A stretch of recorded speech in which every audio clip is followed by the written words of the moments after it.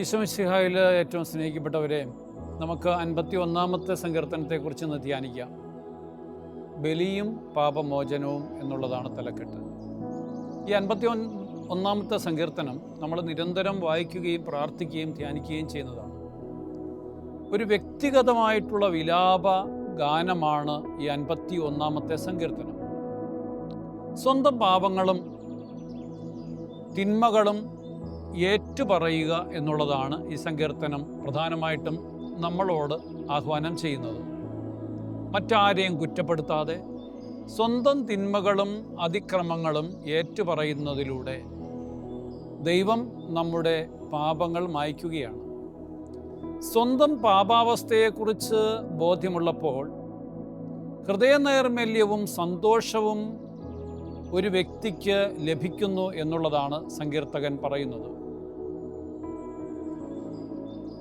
ഒരുവൻ്റെ ശത്രു ഏതാണെന്ന് ചോദിച്ചാൽ അവൻ്റെ തന്നെ പാപങ്ങളും തിന്മകളുമാണ്.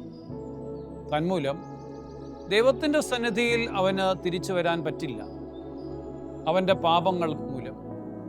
അതിനാൽ പാപങ്ങൾ ഏറ്റുപറഞ്ഞ് ദൈവത്തിൻ്റെ അരൂപിയിൽ ജീവിക്കുവാൻ പരിശ്രമിക്കണമെന്നാണ് സങ്കീർത്തകൻ നമ്മളെ പഠിപ്പിക്കുന്നത്.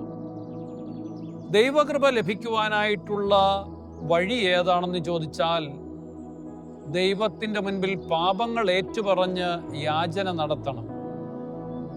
നമുക്ക് പ്രാർത്ഥിക്കാം, കർത്താവേ, അങ്ങേ പരിശുദ്ധാത്മാവിനാൽ ഞങ്ങളെ നിറച്ച് ഞങ്ങളുടെ തെറ്റുകുറ്റങ്ങൾ ഏറ്റുപറഞ്ഞ് നിർമ്മലതയിൽ ജീവിക്കുവാൻ ഞങ്ങളെ ശക്തരാക്കണമേ.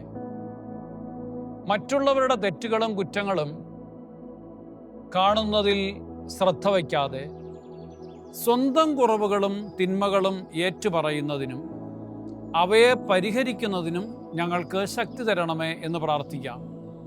ഇന്നത്തെ ദിവസം പ്രിയപ്പെട്ടവരെ, മറ്റുള്ളവരുടെ തെറ്റുകളും കുറ്റങ്ങളും കാണാതെ നമുക്ക് നമ്മുടെ സ്വന്തം തെറ്റുകളും കുറ്റങ്ങളും ഒക്കെ കാണുകയും ദൈവത്തോട് വിലപിക്കുകയും ഏറ്റുപറയുകയും പാപമോചനം നടത്തുകയും ചെയ്യാം.